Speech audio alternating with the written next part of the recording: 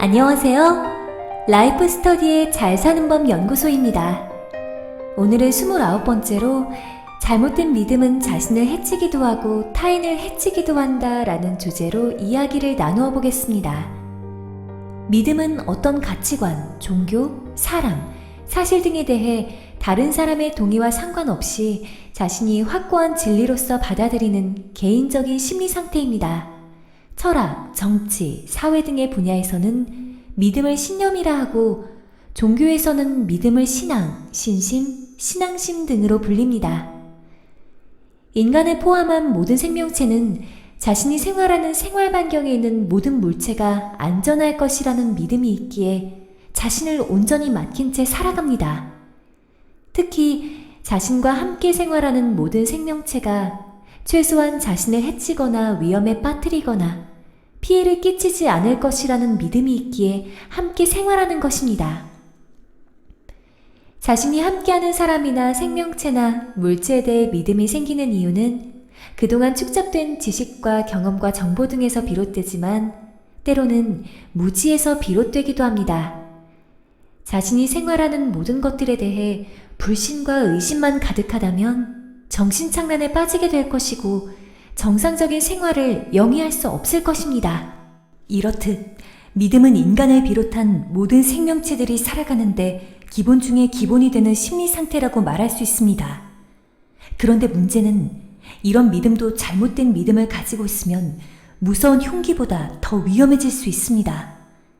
잘못된 믿음은 자신을 해치기도 하고 타인을 해치기도 하기 때문입니다. 잘못된 정보에 따라 오해를 하거나 착각하는 경우도 잘못된 믿음의 범주라고 할 수 있습니다. 과학이 비약적으로 발전한 오늘날에도 우리 인간은 보고 만질 수 있거나 이를 아는 세상은 아무리 많이 잡아도 10%를 넘지 못합니다. 나머지 90% 이상은 볼 수도 만질 수도 알 수도 없는 미지의 세상입니다. 2000년, 3000년 전과 오늘날의 과학 수준을 비교해보면 비교 자체가 되지 않습니다. 그럼에도 오늘날을 살아가는 우리의 의식 수준과 인식 수준은 과거 2000년, 3000년 전 고대 조상들의 의식 수준과 인식 수준에서 크게 벗어나지 못하고 있습니다. 특히 신의 영역에서는 더욱 그렇습니다. 고대 조상들은 거대한 자연을 6대 원소별로, 땅을 지신으로, 물을 용왕으로, 태양을 태양신으로, 바람을 바람신 등과 같이 신으로 표현하였습니다. 또한 거대한 자연을 통칭하여 하나님, 부처님, 풍요의 신, 다스의 신 등과 같이 신으로 표현하고 있습니다. 이처럼 거대한 자연의 힘에 비해 초라하기 짝이 없는 존재로 믿었던 고대 조상들은 거대한 자연이 순리대로 움직이고 있는 것은 누군가에 의해 움직인다고 믿었고 그 누군가가 신이라고 믿었던 것입니다.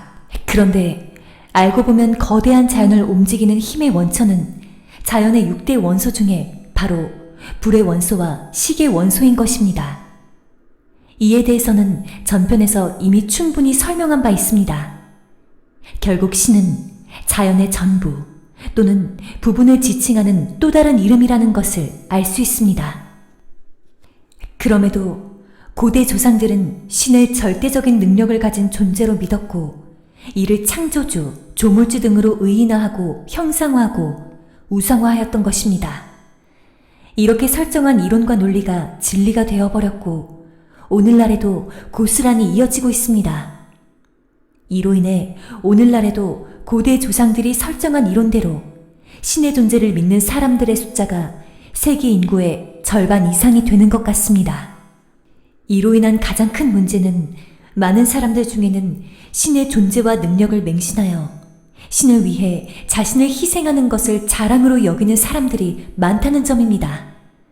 그래서 이들은 자살폭탄 테러를 가하기도 하고 무고한 사람을 테러하거나 학살하기도 하고 불특정 다수를 향해 총을 난사하기도 하는 등 수많은 악행을 저지릅니다. 그럼에도 이들은 아무런 양심의 가책을 느끼지 않을 뿐 아니라 오히려 신을 위해 행한 행위이기 때문에 천국에서 자신이 믿는 신이 자신을 칭찬하고 상급을 내려줄 것으로 믿고 있습니다. 사실상 이런 사람들은 누군가에 의해 조종당하는 꼭두각시가 대부분입니다. 그 밖에도 정치, 경제, 사회, 문화, 군사 등 모든 분야에서도 잘못된 믿음으로 자신과 타인을 해치는 사례가 무수히 존재합니다. 우리 모두는 90% 이상의 미지의 세상에서 살아가고 있습니다. 그러므로 우리가 진리라고 믿고 있는 것도 언젠가는 진리가 아닌 것으로 밝혀질 수도 있습니다. 우리 주변에는 과학과 종교가 다르다고 말하는 사람을 쉽게 만날 수 있습니다. 이들은 과학은 사실에 입각하고 종교는 과학으로 입증할 수 없는 믿음의 대상이라고 말합니다. 그래서 소설적인 허구도 종교의 외피만 입으면 진리가 되어버립니다. 분명한 것은 과학이 파란색이면 종교도 파란색이어야 하고 과학이 빨간색이면 종교도 빨간색이어야 합니다. 이런 사실을 아시는 것이 매우 중요합니다.